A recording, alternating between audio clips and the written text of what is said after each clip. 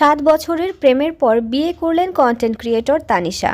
মহা ধুমধামে বিয়ে করেছেন সে, তবে অনেকেরই অভিযোগ আছে বিয়েটা তিনি করেছেন খ্রিস্টান রীতি অনুযায়ী।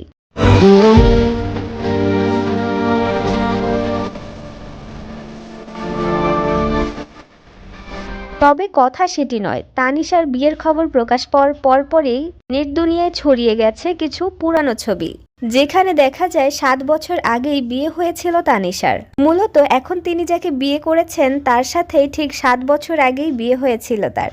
তানিশাকে সবসময় তার বাবার বাড়িতে দেখে সবাই মনে করেছিল তানিশা অবিবাহিত, সেই সাথে তিনি নিজেও প্রকাশ করেননি যে সে বিবাহিত। ফলে আবারও নতুন করে প্রতিষ্ঠিত হওয়ার পর বিয়ে করেন তানিশা। আর এই বিয়ের খবরটি প্রকাশ পাওয়ার পর থেকেই নেট দুনিয়ায় ঘুরে বেড়াচ্ছে তাদের পুরনো বিয়ের ছবিগুলো।